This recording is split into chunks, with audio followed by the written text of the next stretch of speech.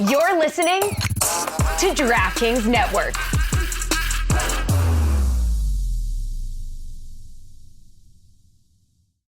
School is back, and Dick's Sporting Goods has what you need to win your year. We've got everything from cleats to Sambas, dunks, and more. Plus, the hottest looks from Nike, Jordan, and Adidas. Find your first day fits in-store or online at Dicks.com.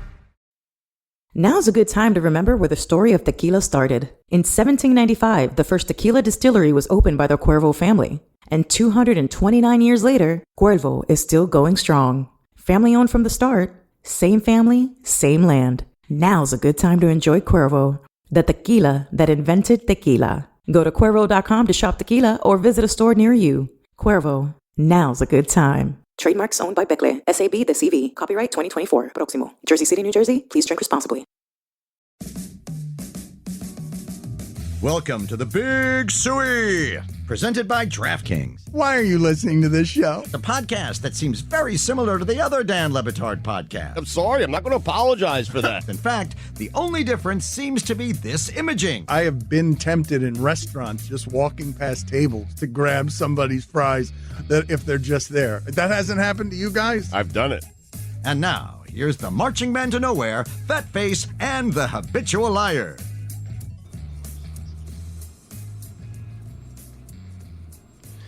Aaron Donald's locker is fully intact.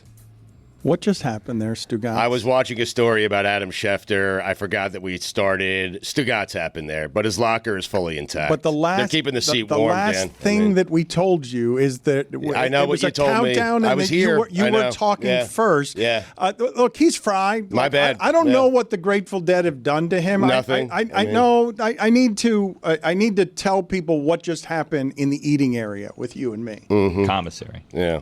And apologies to all of you beer elitists who have corrected me on Labatt's. That was a weird comp. Didn't want to embarrass you. Labatt's. And I understand why you think it's stronger, just because it's heavier. It's heavier. It's creamy. It sits in your stomach. But the ABV is nothing really that strong. Mm-hmm. I thought, well, it is with Labatt's. I don't know why you're comparing, like, one's a stout, Labatt. It's a heavier, darker beer. I thought darker beers had Labatt? a big. I thought Labatt. They got the blues and the lights. I don't think of Labatt. I think we're all saying the same thing. The only beer worth talking about is Miller Lite. Yeah. Although you're in luck that Labatt has several partnerships across the DKN network. Mm-hmm. All right, because I watch that all the time. I've seen a big sign behind Ross Tucker, but here.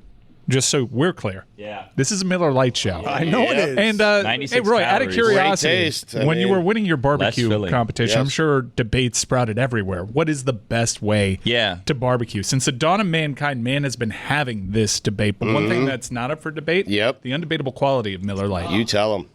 Oh, it's low and slow, by the way, over the last couple of years, you know? One thing that hasn't changed, great taste of Miller Lite. And another thing that hasn't changed, less filling. Only 96 calories per 12 ounces. You know, they sparked this debate way back in the 1970s. The original light beer. I was in the eating area with Stugotz. Commissary. And he says to me, I've always liked to say that you can lose during the college football season. You just have to lose early. If you're going to lose early. Yeah. Used to be the case. But you can still say that. Well, you can't really. No. I mean. Doesn't hit the same. Yeah. Just don't lose 3 times. Really. It doesn't matter when you lose. I mean, if you lose too early now, you could say, I guess. Right. There was a charm with losing the first week game, you know? It was like your season was over. I didn't even feel bad for Florida State. Like, their season is they still have plenty to play for. Oh, but their season is over because their quarterback's not good enough. Like that, they're not going to dink and dunk their way to anything. Like their season is over. Time will tell. I mean, it's not because their season is over because they lost that game. It's because that game reveals to you that they're not going to be that good. Their quarterback is why they were undefeated last season, and the reason they weren't in the national championship game is because their quarterback got hurt. Right. And they replaced that quarterback with a quarterback who wasn't that good at Clemson when people were hoping he'd be Trevor Lawrence, and he was okay at Oregon State, but he wasn't great. Like, we know what that quarterback is, and it's not good enough. Last week, their collective went on the record with a media company that escapes me, but they were asking for their approach when it comes to NIL, and they said, our NIL spend is 70-30. Why waste all this money on a high school kid if you can just spend it in the portal with more known commodities? Whether they knew it or not, like, that is already getting circulated by all the other coaches and showing that to every high school parent that there can be about how you approach recruiting. I do think that for 2 years there was validity to their argument, which is, look at us. We came all the way back because we hit the portal. But if you don't back up the portal with a recruiting base and actually have kids develop in your program, you can have a house of cards situation, which I think Florida State has, because you're only as good as your ability to close top-level talent in the portal, and that can change year to year. It wasn't as strong a portal this year as it was previously, and they got really juiced up on a bunch of guys that came from big programs like LSU and Alabama, but weren't actually playing in these programs, LSU and Alabama. They just figure, oh, you weren't getting an opportunity there, you can be the player that you truly are capable of being here, and that's not always the case. Stugotz, you say that it's better to lose early, but Miami in 2000 lost to Washington in week 2. What would you say about that? No, but Roy, you can no longer say it because 12 teams made the playoff. So, I mean, doesn't matter. It's not 4 teams anymore. It's not 2 teams like it used to be. It's 12 teams. I mean, Florida State can very well still make the playoff. There also, Stugotz kind of touched on it very briefly, and we moved away from it. There was a great feeling about losing early and knowing your season was done after week 1 or 2, right? Because then you just knew, you know what? Let's just enjoy the rest of this ride. There's no pressure. We're not going to make the playoffs. We're not going to play for the national championship. Let's just ride this out. Let's enjoy this. Let's enjoy the team, the coach. Let's just all go for this ride together. And then best case scenario, we win out, and then we complain about being shafted at the end of the year because we lost week 1 and it didn't matter that much anyways. This happened to me in bowling, where I'm trying to get a perfect game, obviously. I had one game where I opened the first frame, and it took all the pressure off for the perfect game, and I got striked out the rest of the way. So I had 11 straight strikes. I ended up with 279, my best game ever. But it was all because that first game, I got the loss out of the way early. Wow. No pressure. What'd you get that first frame? A 9 open. Oh, wow. Yeah. That'll kill you. If I make fun of you, Stugotz, for doing what a lot of people did on the opening drive of the college football season, and everyone, you should have seen my phone light up with everyone saying, whoa, FSU's going to be good. Look out. Like, because they just kept running the ball 14 yards at a time, and everyone had that reaction. And now I've pulled in the other direction after 4 full quarters of seeing something that didn't look like that. And I'm like, yeah, their season's over. They're not good enough. But I don't believe in Georgia Tech. I believe that Georgia Tech is just another team. However, I am prone to being wrong here in a number of different ways because I don't know who's in the ACC. I don't know anymore. Like, if we did a quiz right now on where is everybody, like, where's California? I'm guessing that Stugotz is going to take a lot of guesses before he arrives at where is California playing football this year. Big Ten? ACC. Oh, man. Cal, Stanford, ACC, SMU, fought like hell to get in the ACC, fought like hell to win a game at Nevada. So nothing on Chris's bowling, huh? I mean... I've got nothing on that. It does take the pressure off. I'm sure failing to get a strike on the first one is going to make it so that we all settle down. We just all realize that there's going to be more pressure on the last one than there is on any roll you have before that. But if I bowl 7 straight to start, my knees are shaking. Of course. On that 8th frame. Yeah. Right. Yeah. Wow, it's crazy how that one pin, a 9 open, cost you, 21 points? Crazy. Yeah. I think Georgia Tech's going to be solid this year. I think they're going to improve year over year under that head coach. They're finally starting to recruit. If you look at the commitments, they got a 5-star commit there. They're starting to recruit an area that you could argue has the best high school talent in the nation in Georgia, and they've never run a style that kind of was enticing for the local talent to play in, and now they are, and they got a good head coach. They have a veteran quarterback that is the worst type of quarterback that you can go up against, which is an experienced guy that can also run the ball. I don't think on defense they're really that good. Their defensive line looked really good, but I think they were aggressive, and then they grew into that game because they realized,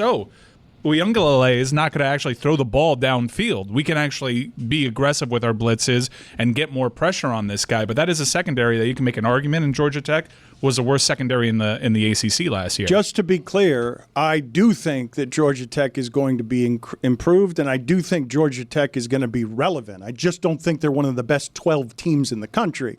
And I think that Florida State's struggling that way against them when I've been told that they were going to have an offensive and defensive line size advantage. And then I'm watching the game and I'm like, nah, this is the same team that got exposed at the end when their quarterback got hurt. Because you need great quarterback play with all of those athletes. It can't just be athletes and your quarterback wants to throw it 4 yards every time. And I do think people touting their defensive line, there was legitimacy to it. Darrell Jackson was a very good player for Miami. He didn't play all of last year, only played in that bowl game, which was a disaster.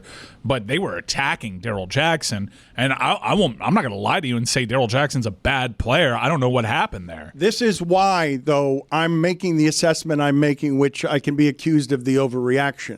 You can complain about the offense all you want in that game. That was 3rd and 17 late. All you got to do is hold them to something that isn't a screen pass for 12 yards. Like, that's 3rd and 7. Georgia Tech gave you the game back by going backwards 10 yards.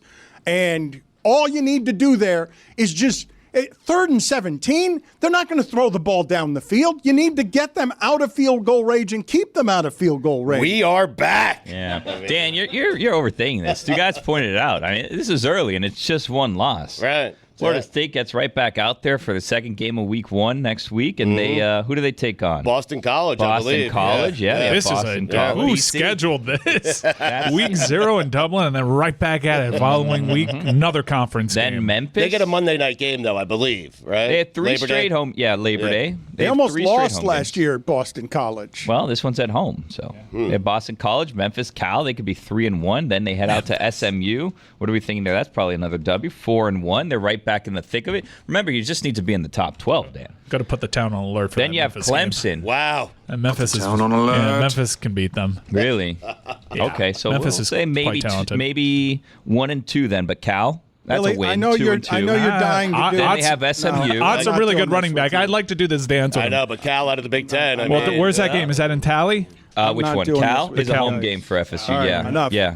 So They're third of 3 thank you, straight Billy. homes. I know you're desperate to do wins and losses. I know you want to do a schedule. You can go in another room and do it by yourself if you want. If you want to just Look go at how through- those break it people down the consume game. it. Look at those Florida odds State people stats. He's a texting you. Here's the real thing: one, is yeah. that we're getting close, Dan. Like this week and next week are the last weeks that we can do preseason W's and L's and O's and U's. And if we're going to get to them, we got to get to them Yeah, soon. do them on God Bless Football. I look all forward right. We will. I look Thank forward you. to hearing all of that on God Appreciate Bless your Some of our good Football. version, stuff here, yeah. I prefer you Share not the do wealth. it here. Yes, Oh. don't need it here. Thank you. All right. Could do without it for the rest of my life. Appreciate it. Tried. Wow. I mean, The rest of your life. Yes, don't need any of it. You want to In do our fact- preseason college fact, football look, playoff teams? We could do that. Here's a request. I haven't asked you guys for anything after my death. Just one rule. He's never allowed to do that here. Just never, ever allowed. Like, it's the only request I have. after you die. After I've died. Right. Well, and Oh. before I've died as well. I just like I to. thought you already So died. he can never do I was it. confused. He can never do it. Why? Not when I'm alive, not after I'm alive. Out of respect for me after I've passed. It's a dying wish. Put it in writing, though. It's gotta Well, be- no, I'm doing that now. You can put it in writing for me. I'm telling everybody. I'm not going to put it in writing because I need it formally. I'm telling all of you these are my wishes. Is this specific to FSU? It's everybody. I would prefer you never to do wins and losses Well, looking at a it's schedule unfortunate, again here. But God bless football, all you want. It's why you're the 5th-ranked international football insider. I have a bone to pick with who was the we're who was picking bones the now. the Atlantic? Is that who it was that did it? Who was it that put that out there? They moved our You're asking guy. us? They moved our guy off of that beat, so now he's covering soccer or something. Ollie. So now there's never going to be rankings again. So I peaked. That's it? Yeah, The Duke finishes ranked peaked at 5th. 4th. But the Fourth. last time it came out, you were on 5th. there, so you can just say Yeah, forever I was. you're the 4th rank. Yeah, but I Right. can't keep continuing to work up. I can't work my way up here.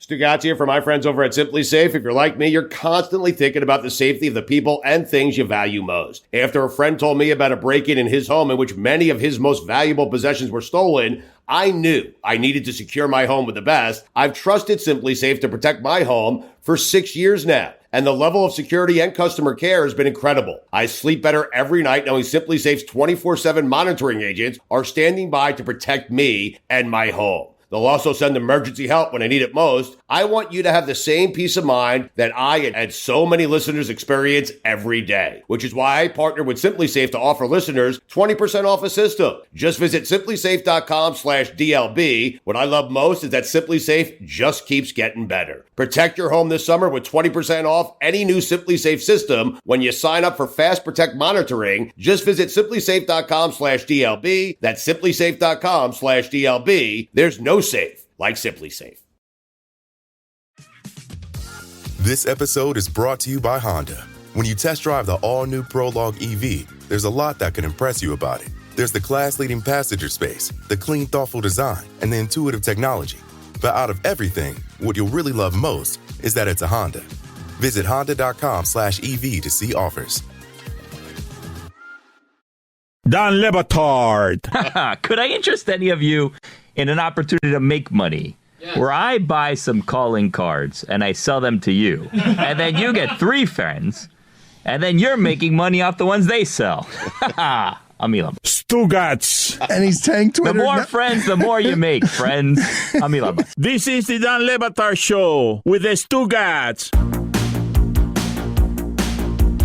I am remiss, though, in not talking about Stugotz locally, what is approaching, which Mike Ryan has said for the business of Miami football is the biggest game in program history. And I've got an announcement to make because I don't know if all of you saw this.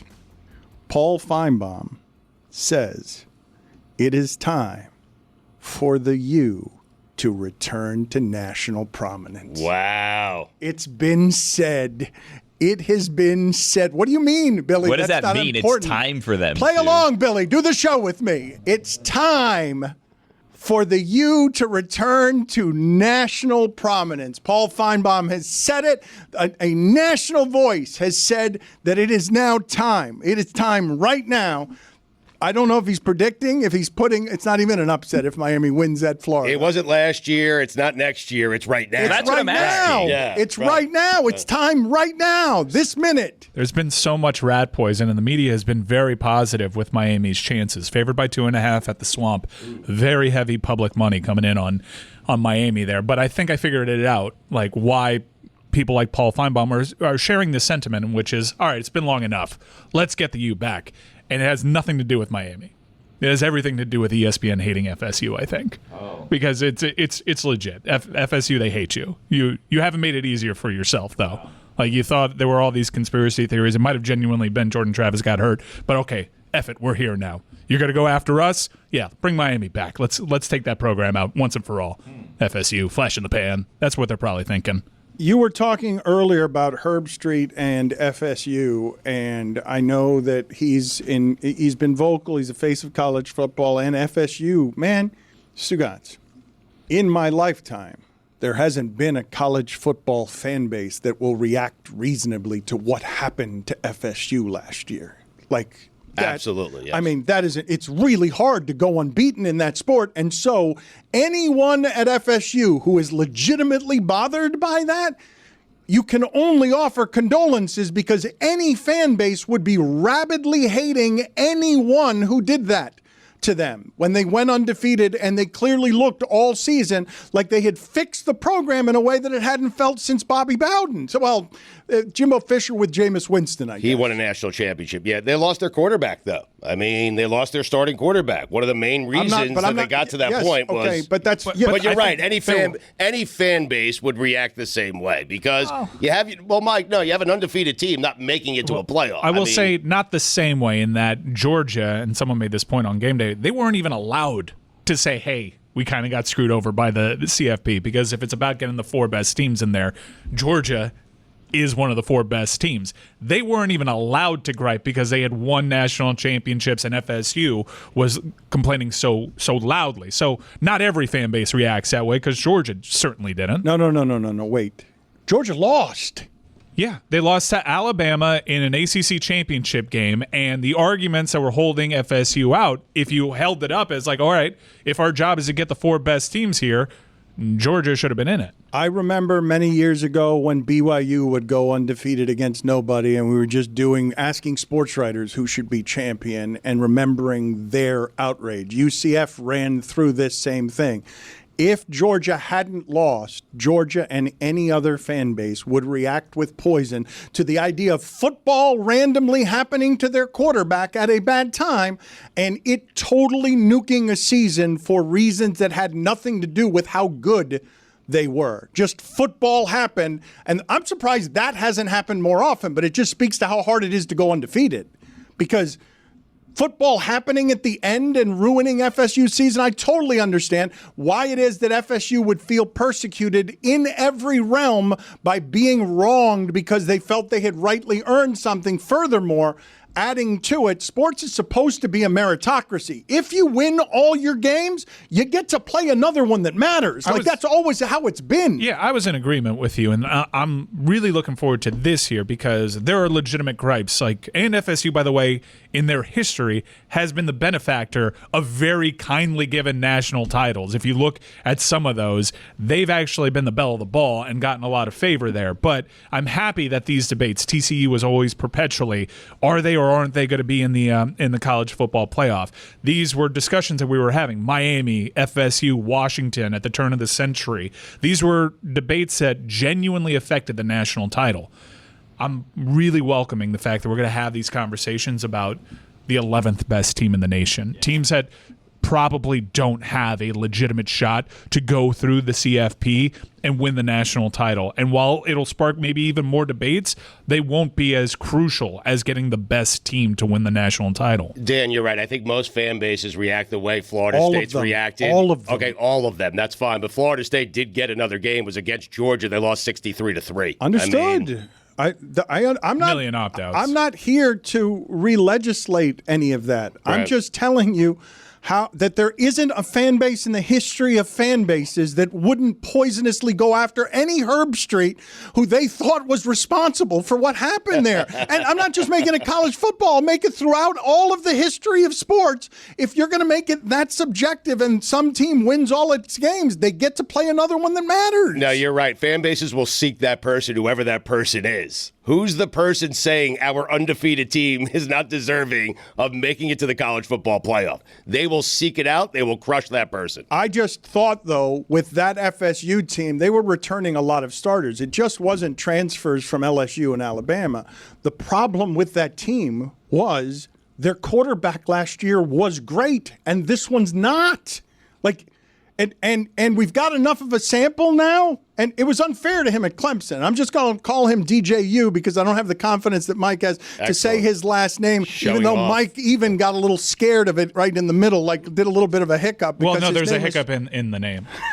That's why there's a Uiagalele. There's a hiccup put there. Put it on the poll, please. There's an LE before the next LE. At Le Batard Show, is there a hiccup in the middle of DJ U's name? At Le Batard Show. I feel bad about this part, and this is a sea change I'm going to lose on, Stugotz, because all of my life on this show, you've never heard me do to a quarterback what I just did to this kid in the last segment, where I'm like, he's not good enough.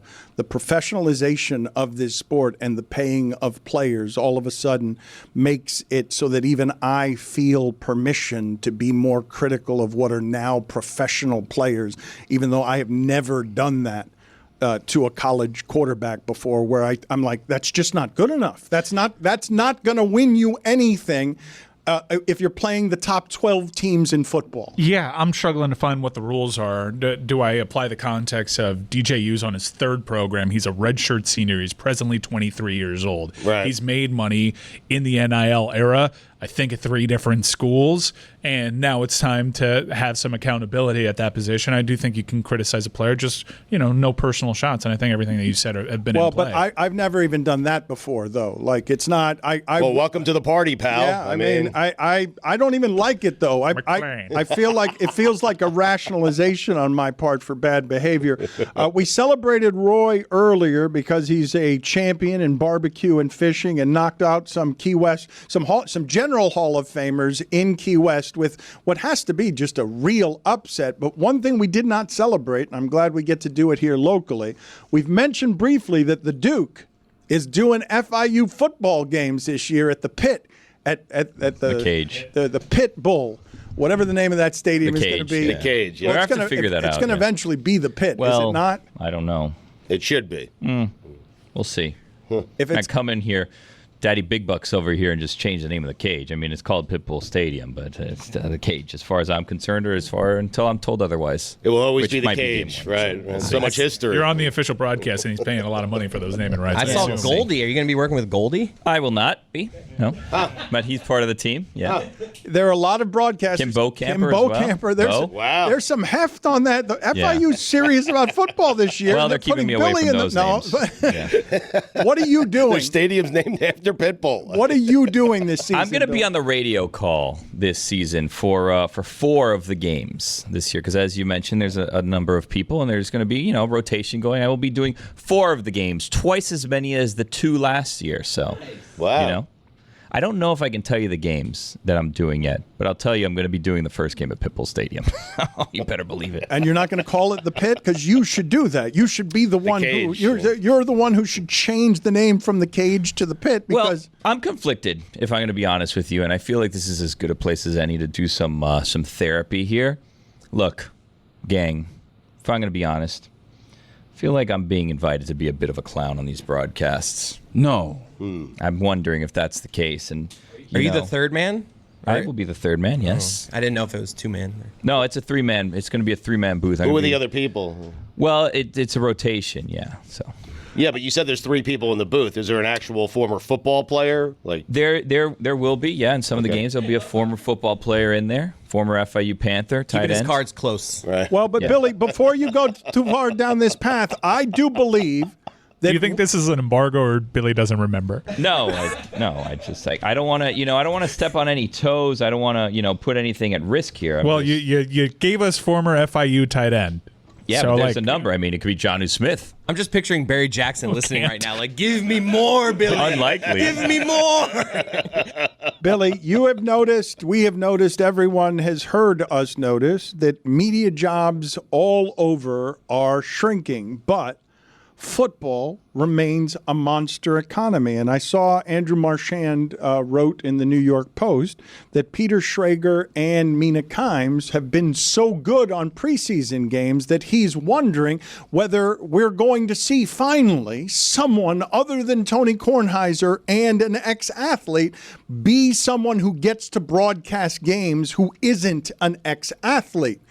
Billy, you've got a lane here as both the Duke and, if you can provide Clown, to give them something Kim Bocamper will not give them. You could be Clown Bocamper. Well, okay. I don't aspire to be Clown Bocamper. Let's bring some humor to it instead of clown. It's going to be me, Jackson McDonald. Now that you've twisted my arm, you got the tight end out of me. You looked it up? Jackson McDonald's going to be there, and then AJ Ricketts and Corey Brooks will be doing the play-by-play. It's a rotation. We're a team. We're all a team here. I saw that index finger you were trying to hide, scrolling, trying to find the name of your teammates. It's a team Don't game. tell me no. I saw you doing it's it. a big team game.